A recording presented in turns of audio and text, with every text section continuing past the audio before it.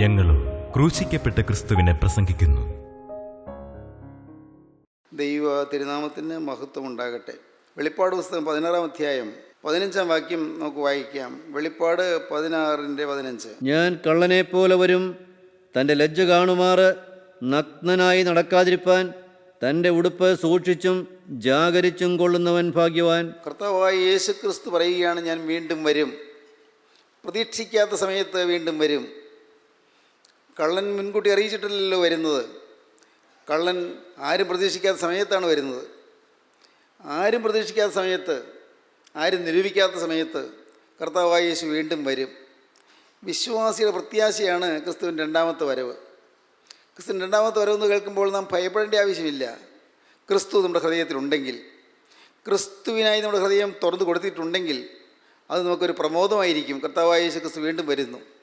എൻ്റെ കണ്ണുനീര് തോരാൻ പോകുന്നു, എൻ്റെ ദുരിതങ്ങൾ തീരാൻ പോകുന്നു, എൻ്റെ യാതനകൾ മാറാൻ പോകുന്നു, എൻ്റെ ജീവിതം സമാധാന ദേശത്തേക്ക് എത്തിച്ചേരാൻ പോകുന്നു.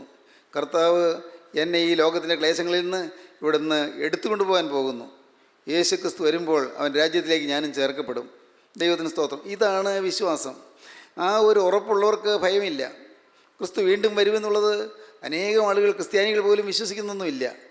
ക്രിസ്ത്യാനികൾ ജീവനുള്ളവരെയും മരിച്ചവരെയും ന്യായം വിധിപ്പാൻ തൻ്റെ വലിയ മഹത്വത്തോടെ ഇനിയും വരുവാനിരിക്കുന്നവനും തൻ്റെ രാജ്യത്തിന് അവസാനമില്ലാത്തതിനുമായ യേശു മിശിഹായ ഏകകർത്താവിൽ ഞങ്ങൾ വിശ്വസിക്കുന്നുവെന്ന് നാവുകൊണ്ട് എടുത്തു പറയുന്ന, വീണ്ടും വീണ്ടും പറയുന്ന, വിശ്വാസ പ്രമാണത്തിൻ്റെ 2-ാം ഖണ്ഡികയുടെ അവസാനം അങ്ങനെ പറയുന്ന, പ്രാർത്ഥിക്കുന്ന അനേകം ആളുകളും ക്രിസ്തു വീണ്ടും വരും എന്ന് വിചാരിക്കുന്നില്ല, വിശ്വസിക്കുന്നില്ല, ഒരുങ്ങുന്നില്ല. അത് പ്രധാന വിഷയമാക്കുന്നുമില്ല.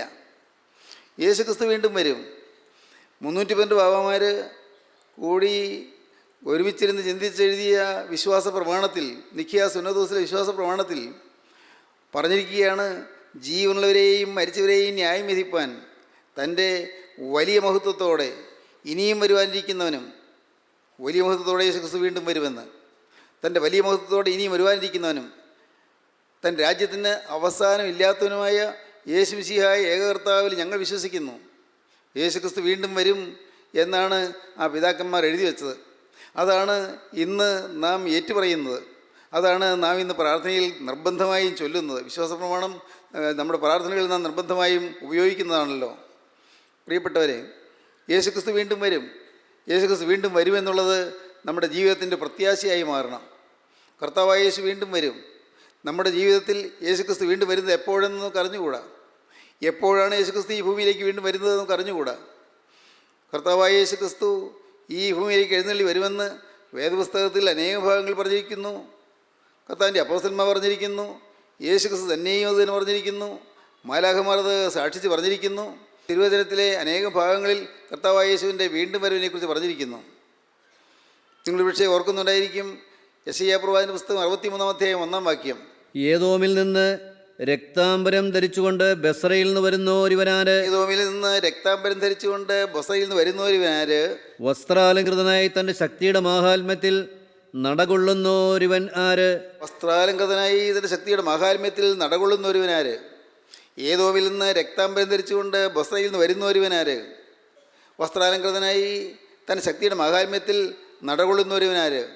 നോക്കൂ, കർത്താവായ യേശുവിൻ്റെ ഒന്നാമത്തെ വരവും കർത്താവായ യേശുവിൻ്റെ രണ്ടാമത്തെ വരവും ഈ വാക്യത്തിൽ സംക്ഷേപിച്ച് പറഞ്ഞിരിക്കുകയാണ്.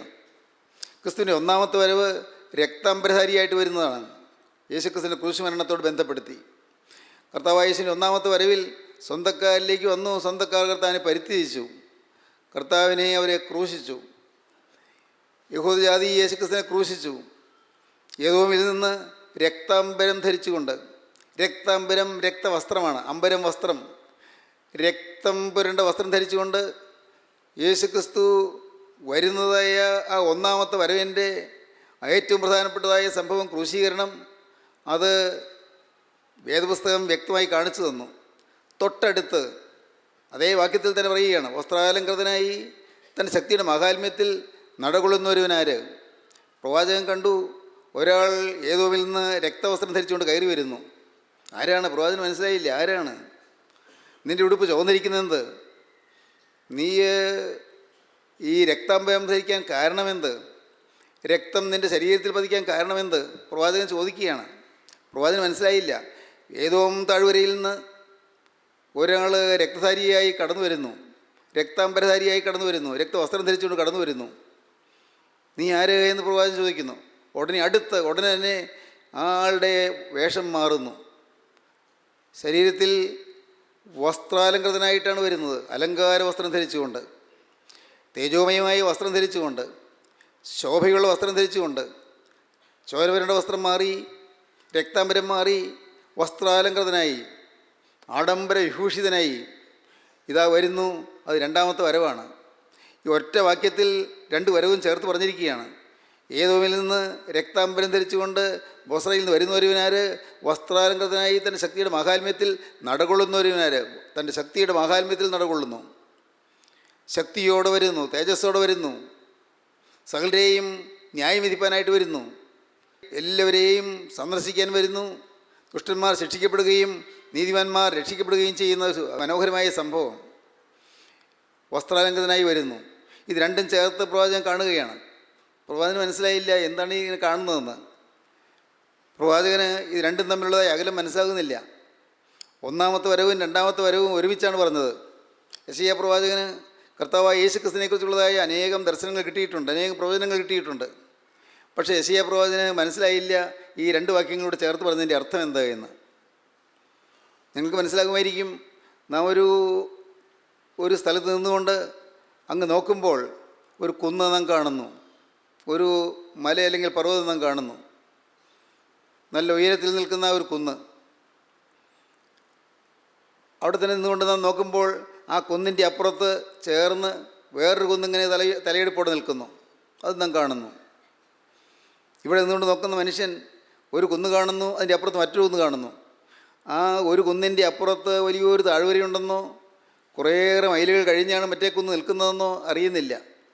ദൂരെ നിന്ന് നോക്കുന്ന മനുഷ്യൻ ആ രണ്ട് കുന്നും കാണുന്നുണ്ട്. രണ്ട് കുന്ന് മാത്രമേ കാണുന്നുള്ളൂ, ഉയർന്നു നിൽക്കുന്ന കുന്ന് രണ്ട് മാത്രമേ കാണുന്നുള്ളൂ. അതിൻ്റെ ഇടയിൽ മൈലുകൾക്ക് അകലമുണ്ട് എന്ന് ദൂരെ നിന്ന് നോക്കുന്നയാൾക്ക് കാണാൻ പറ്റുകയില്ല. എന്ന് പറഞ്ഞതുപോലെ കർത്താവായ യേശുവിൻ്റെ ഒന്നാമത്തെ വരവിനും രണ്ടാമത്തെ വരവിനിടയ്ക്ക് വലിയൊരു പ്രതലമുണ്ട് എന്ന്, വലിയൊരു സമയമുണ്ട് എന്ന് ആരും അറിയുന്നില്ല.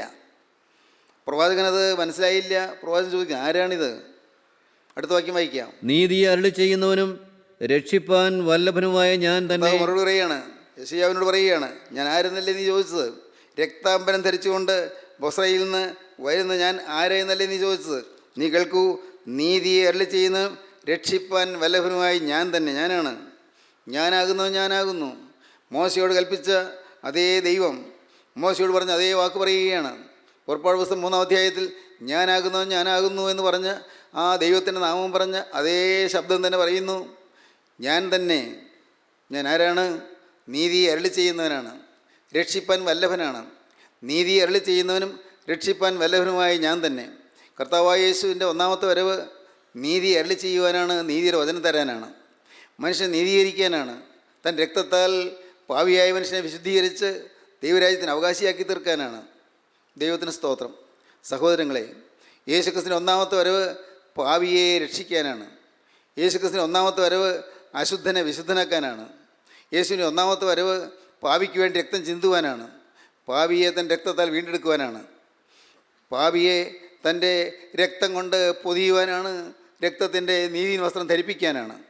യേശുക്രിസ്തുവിൻ്റെ ഒന്നാമത്തെ വരവ്. നീതി അരുളി ചെയ്യുന്നതിനും രക്ഷിപ്പാൻ വല്ലഭനുമായ ഞാൻ തന്നെ.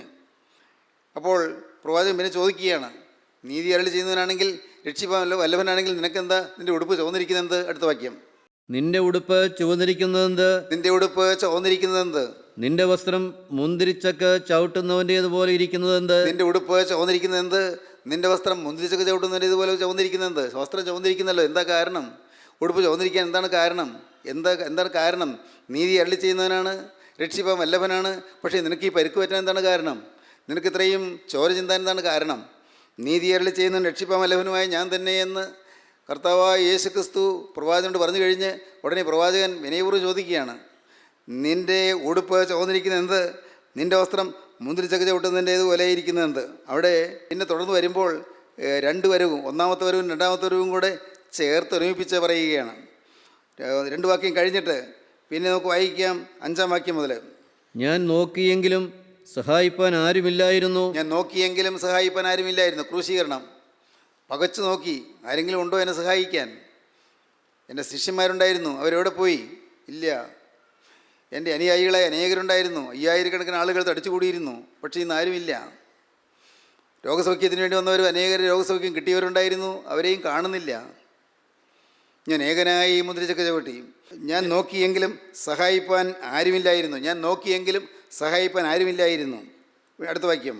ഞാൻ വിസ്മയിച്ചു നോക്കിയെങ്കിലും തുണപ്പാൻ ആരെയും കണ്ടില്ല. അത്ഭുതപ്പെട്ടു പോയി. ആരുമില്ലല്ലോ എനിക്ക് തുണയ്ക്കാൻ, എന്നെ തുണയ്ക്കാൻ എനിക്ക് ആരുമില്ലല്ലോ. നൂറ്റാണ്ടുകൾക്ക് മുമ്പ് കർത്താവ് പറയുകയാണ്, ക്രിസ്തു പിറക്കുന്നതിന് 700ഓളം വർഷം മുൻപ്, ഏതാണ്ട് 750ഓളം വർഷം മുൻപ് പ്രവാചകൻ കാണുന്ന ദർശനമാണിത്. യെശയ്യാ പ്രവാചകൻ കാണുകയാണ്. യേശുക്രിസ്തു ജനിക്കുന്നതിന് 750 കൊല്ലം മുമ്പാണത്. നോക്കൂ, ഈ യേശുക്രിസ്തു ജനിക്കുന്നതിന് 750 വർഷം മുൻപ് പ്രവാചകൻ കാണുന്നു, ഉടുപ്പ് ചുവന്ന് ഏതോമിൽ നിന്ന് രക്താംബരം ധരിച്ചുകൊണ്ട് ക്രിസ്തു കടന്നു വരുന്നത്. നിൻ്റെ വസ്ത്രം ചുവന്നിരിക്കുന്നത്, നിൻ്റെ വസ്ത്രം നീ രക്ഷിപ്പാൻ വല്ലഭനാണെങ്കിൽ, നീ നീതി അരുളി ചെയ്യുന്നതിനാണെങ്കിൽ നിനക്ക് ഈ പരിക്ക് പറ്റാൻ എന്താണ് കാരണം? നിൻ്റെ വസ്ത്രം ചുവന്നിരിക്കുന്നത് എന്ത് എന്ന് പ്രവാചകൻ ചോദിക്കുകയാണ്. ദൈവത്തിന് സ്തോത്രം. എനിക്ക് ആരും ഉണ്ടായിരുന്നില്ല കൂടെ, ആരും സഹായിപ്പാൻ ഉണ്ടായിരുന്നില്ല. ക്രൂശ് മരണത്തിൽ ആരും സഹായിപ്പാൻ കൂടെ ഉണ്ടായിരുന്നില്ല. പക്ഷേ പിന്നീട് നാം രണ്ടാമത്തെ വരവിനോട് ചേർത്ത് വസ്ത്രാലങ്കൃതനായി ശക്തിയുടെ മഹാത്മ്യത്തിൽ നടകൊള്ളുന്നവരൻ ആര് എന്ന ചോദ്യത്തിൻ്റെ മറുപടിയായി പിന്നെ വരുന്നു. നമുക്ക് വായിക്കാം 3-ാം വാക്യം. ഞാൻ ഏകനായി മുന്തിരിച്ചക്ക് ചവിട്ടി, ജാതികളിൽ ആരും എന്നോടുകൂടെ ഉണ്ടായിരുന്നില്ല. അത്രയും ഒന്നാമത്തെ വരവിൻ്റെ കാര്യം അവൾ പറഞ്ഞിട്ട് അടുത്ത് പറയുന്നു, എൻ്റെ കോപത്തിൽ ഞാൻ അവരെ ചവിട്ടി.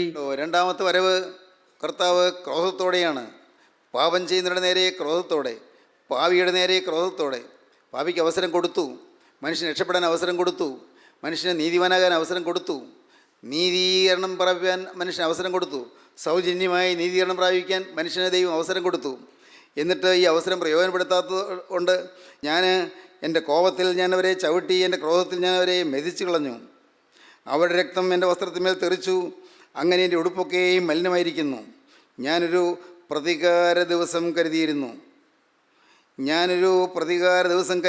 നോക്കൂ, പ്രതികാര ദിവസം. ഒന്നാമത്തെ വരവിൽ പ്രതികാരമല്ല, ഒന്നാമത്തെ വരവിൽ ക്ഷമയും സ്നേഹവും മാത്രം. അവിടെ വിനയവും സൗമ്യതയും മാത്രം, അവിടെ സഹനം മാത്രം, അവിടെ ക്രൂശിലെ വേദന മാത്രം, ക്രൂശിലെ യാതന മാത്രം. രണ്ടാമത്തെ വരവ് അങ്ങനെയല്ല. രണ്ടാമത്തെ വരവ് ജാതികൾ മെതിക്കുവാനുള്ള വരവാണ്. മനുഷ്യൻ തിന്മയിലേക്ക് പോകുന്ന മനുഷ്യൻ, അവസരം കൊടുത്തിട്ടും മാനസാന്തരപ്പെടാത്ത മനുഷ്യൻ, അവസരം കൊടുത്തിട്ടും ദൈവത്തിലേക്ക് തിരിയാത്ത മനുഷ്യൻ ശിക്ഷ പ്രാപിക്കാൻ പോവുകയാണ്. വലിയ ശിക്ഷ വരാൻ പോകുന്നു. ദൈവത്തിന് സ്തോത്രം. ഈ രണ്ടാമത്തെ വരവിനെക്കുറിച്ചുള്ളതായ കാര്യങ്ങൾ വേദപുസ്തകത്തിൽ പല ഭാഗങ്ങൾ പറഞ്ഞിട്ടുണ്ട്.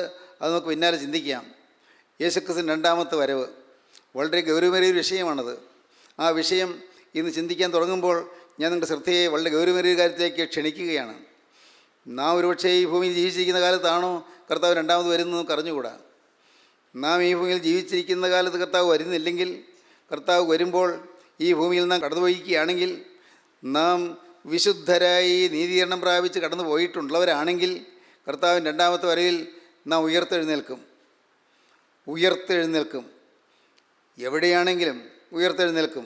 സമുദ്രത്തിലാണോ അവിടെ നിന്ന് ഉയർത്തെഴുന്നേൽക്കും. അല്ല പൊടിയായി ധൂളിയായി മാറിയോ എല്ലാം കൂടി ചേർന്ന് ഉയർത്തെഴുന്നേൽക്കും. ദൈവത്തിന് സ്തോത്രം. എല്ലാം തീർന്നുപോയി എന്ന് ധരിക്കുന്നു, പക്ഷേ ഈ ശരീരം ഉയർത്തെഴുന്നേൽക്കും. യേശുക്രിസ്തു രണ്ടാമത് വരുമ്പോൾ വിശുദ്ധന്മാർ ഉയർത്തെഴുന്നേൽക്കും. പ്രിയപ്പെട്ടവരെ, എല്ലാവരും ഉയർത്തെഴുന്നേൽക്കുകയില്ല. അപ്പോൾ വിശുദ്ധന്മാർ മാത്രം ഉയർത്തെഴുന്നേൽക്കും. യേശുക്രിസ്തുവിൻ്റെ തിരക്തത്താൽ വീണ്ടെടുക്കപ്പെട്ടവർ മാത്രം ഉയർത്തെഴുന്നേൽക്കും. യേശുക്രിസ്തുവിൻ്റെ രക്തത്താൽ രക്ഷിക്കപ്പെട്ടവർ മാത്രം ഉയർത്തെഴുന്നേൽക്കും. യേശുക്രിസ്തുവിൻ്റെ തിരക്തത്താൽ നീതീകരണ വസ്ത്രം ധരിച്ചവർ മാത്രം ഉയർത്തെഴുന്നേൽക്കും. നീതിൻ വസ്ത്രം ധരിച്ചവർ മാത്രം ഉയർത്തെഴുന്നേൽക്കും. ലംഘനങ്ങൾ ക്ഷമിച്ച് കിട്ടിയവർ, പാപങ്ങൾ മറച്ചു കിട്ടിയവർ, അവർ മാത്രം ഉയർത്തെഴുന്നേൽക്കും. ലംഘനം ക്ഷമിച്ചും പാപം മറച്ചും കിട്ടിയവൻ ഭാഗ്യവാൻ. നമ്മുടെ ജീവിതത്തിൽ ലംഘനങ്ങളുണ്ട്, പാപമുണ്ട്, ലംഘനമുണ്ട്. പാപം ആ നേച്ചറാണ്, സിൻഫുൾ നേച്ചർ.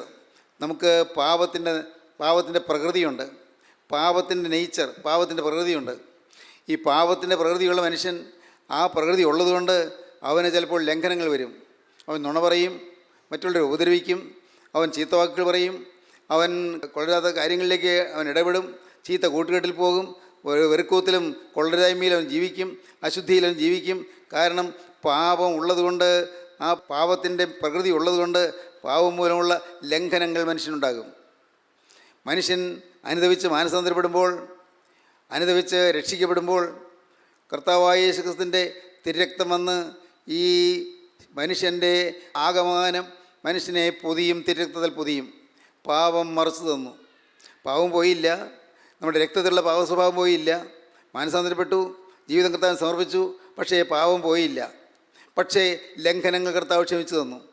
നുണ പറഞ്ഞത് ക്ഷമിച്ചു തന്നു, വഴക്കൂടിയത് ക്ഷമിച്ചു തന്നു, വൈരാഗ്യപ്പെട്ടത് ക്ഷമിച്ചു തന്നു, ആരെങ്കിലും ഉപദ്രവിച്ചത് ക്ഷമിച്ചു തന്നു, ആർക്കെങ്കിലും ഏതെങ്കിലും തരത്തിൽ ദോഷം വരുത്തിയത് ക്ഷമിച്ചു തന്നു, അതല്ല കോപിച്ചലറിയത് ക്ഷമിച്ചു തന്നു, ശപിച്ച് സംസാരിച്ചത് ക്ഷമിച്ചു തന്നു, ചെയ്തതായ കളവുകൾ ക്ഷമിച്ചു തന്നു, ചെയ്തതായ വക്രതകളുടെ പ്രവൃത്തികൾ, വളഞ്ഞ പ്രവൃത്തികൾ അത് ക്ഷമിച്ചു തന്നു, എല്ലാം ക്ഷമിച്ചു തന്നു, ലംഘനങ്ങൾ ക്ഷമിച്ചു തന്നു.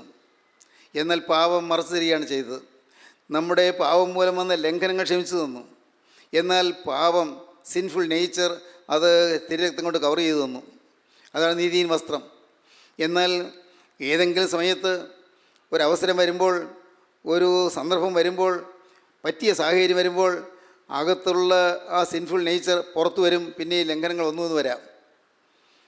അകത്തുള്ള പാപപ്രകൃതി പിന്നെയും പുറത്തു വരും. അത് ഇതുവരെയും മറച്ചു വച്ചിരിക്കുകയായിരുന്നു. പിശാച് കാണാതെ, പൈശാചിക ശക്തി കാണാതെ, ദുരാത്മാക്കൾ കാണാതെ കർത്താവിൻ്റെ രക്തത്താൽ മറച്ചു തന്നിരിക്കുകയായിരുന്നു. രക്തത്താൽ മൂടിത്തന്നു. എന്നാൽ അതവിടെ ഉണ്ട്. രക്തത്തിൽ ഇപ്പോൾ ഞാൻ കോപിക്കുന്നില്ലെങ്കിലും കോപത്തിൻ്റെ വാസനയുണ്ട്. അശുദ്ധ പ്രവൃത്തിക്ക് പോകുന്നില്ലെങ്കിലും അശുദ്ധിയുടെ സ്വഭാവമുണ്ട്. ജഡീക ഉല്ലാസങ്ങൾക്ക് വേണ്ടി പോകുന്നില്ലെങ്കിലും ജഡീക ഉല്ലാസങ്ങൾക്ക് വേണ്ടിയുള്ള ആസക്തിയുണ്ട്. മദ്യപാനത്തിന് പോകുന്നില്ലെങ്കിലും മദ്യത്തിലേക്കുള്ള ഒരാകർഷണമുണ്ട്. തിന്മ പ്രവൃത്തികൾക്ക് പോകുന്നില്ലെങ്കിലും തിന്മയിലേക്കുള്ള ഒരു വശീകരണമുണ്ട്. അത് സിൻഫുൾ നേച്ചറാണ്, പാപത്തിൻ്റെ പ്രകൃതിയാണ്. അപ്പോസ്തലനായ പൗലോസ് അതിന് ജഡമെന്നാണ് പറയുന്നത്. ജഡം എന്ന് പറയുന്നത് ഒരു ശരീരത്തിൻ്റെ കാര്യമല്ല പറയുന്നത്. ജഡം, ദ ഓൾഡ് ഹ്യൂമൻ നേച്ചർ, പഴയ മനുഷ്യൻ്റെ സ്വഭാവം, അത് കർത്താവ് മറച്ചു തന്നു. എന്നാൽ പാപത്തിൻ്റെ സ്വഭാവം ഉള്ളതുകൊണ്ട് വന്നതായ, ആ വേരുള്ളത് കൊണ്ട് വന്നതായ മുളകൾ എല്ലാം കർത്താവ് അടർത്തി തന്നു. പക്ഷേ ഇനിയും മുളകൾ വന്നു എന്ന് വരാം, ഇനിയും മുളകൾ ഉണ്ടായി എന്ന് വരാം, ഇനിയും പാപം വന്നു എന്ന് വരാം. അതുകൊണ്ടാണ് രക്ഷിക്കപ്പെട്ടുവെങ്കിലും പിന്നെയും മനുഷ്യൻ പാപം ചെയ്തു പോകുന്നത്. മാനസാന്തരപ്പെട്ടുവെങ്കിലും പിന്നെയും കോപിക്കുന്നു, പിന്നെയും ഗർജിക്കുന്നു. മാനസാന്തരപ്പെട്ടു, പക്ഷേ പിന്നെയും തെറ്റുകൾ ജീവിതത്തിൽ വരുന്നു. ഇല്ലേ? അങ്ങനെയല്ലേ? നിങ്ങൾക്ക് മനസ്സിലാകുമല്ലോ. മാനസാന്തരപ്പെട്ടവരാണ്, ജീവിതം കർത്താവിന് സമർപ്പിച്ചവരാണ്. പക്ഷേ ഒരു സന്ദർഭം വരുമ്പോൾ കോപിച്ച് അലറുന്നു. ഒരു സന്ദർഭം വരുമ്പോൾ വൈരാഗ്യം ഹൃദയത്തിൽ പുകയുന്നു. ഒരു സന്ദർഭം വരുമ്പോൾ നമ്മുടെ ഹൃദയത്തിൽ സ്ഥാനമോഹവും ദ്രവ്യാഗ്രഹവും എല്ലാം പുകഞ്ഞു പൊന്തുന്നു. ഇല്ലേ? ശരിയല്ലേ?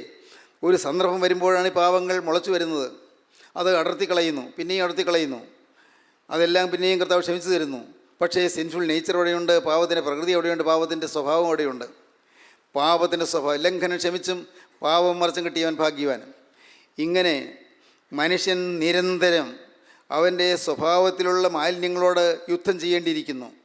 സ്വഭാവത്തിലുള്ള മാലിന്യങ്ങളോട് യുദ്ധം ചെയ്യുക എന്ന് പറയുന്നത് ആ മാലിന്യങ്ങളുടെ പിന്നിൽ നിൽക്കുന്ന പിശാചിനുള്ള യുദ്ധമാണ്.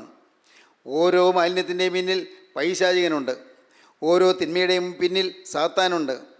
മനുഷ്യ സ്വഭാവത്തിലുള്ളതായ പാപങ്ങളുടെ പിന്നിൽ പിശാചുണ്ട്. സാത്താനാണ് ഇതിൽ അവകാശം പറഞ്ഞു നിൽക്കുന്നത്. ഇങ്ങനെ പൈശാചികന് അവകാശം പറയുന്ന പാപം അത് നാം ഓർത്ത് അനുഭവിക്കുമ്പോൾ അതിന് ലംഘനം കർത്താവ് ക്ഷമിച്ചു തരും. പാപം പിന്നെയും അവിടെയുണ്ട്, നേച്ചർ പിന്നെയും അവിടെയുണ്ട്, സ്വഭാവം പിന്നെയും അവിടെയുണ്ട്. ദൈവത്തിന് സ്തോത്രം.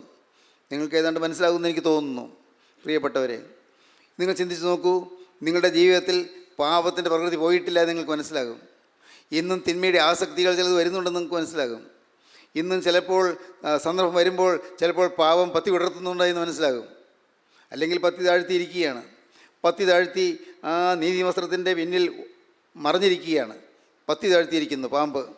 എന്നാൽ ഒരു സന്ദർഭം വരുമ്പോൾ പയ്യൊന്ന് തൊടുമ്പോൾ, അല്ല ആ ചാക്ക് പയ്യൊന്ന് അനക്കുമ്പോൾ ചാക്കിൽ നിന്ന് ഇതാ പാമ്പ് പുറത്തു വന്നു, അത് തലപൊക്കുന്നു. ദൈവത്തിന് സ്തോത്രം. സ്നേഹിതരെ, അതുകൊണ്ട് നാം ചിന്തിക്കേണ്ടത് ഈ ഭൂമിയിൽ ജീവിക്കുമ്പോൾ തന്നെ പാപപ്രകൃതി നമ്മിൽ നിന്ന് മരിച്ചു പോകാനായി നിരന്തരം പ്രാർത്ഥിക്കണം. അതാണ് പിശാചിനോട് പടവെട്ടുക എന്ന് പറയുന്നത്, സാത്താനോട് യുദ്ധം ചെയ്യുക എന്ന് പറയുന്നത്.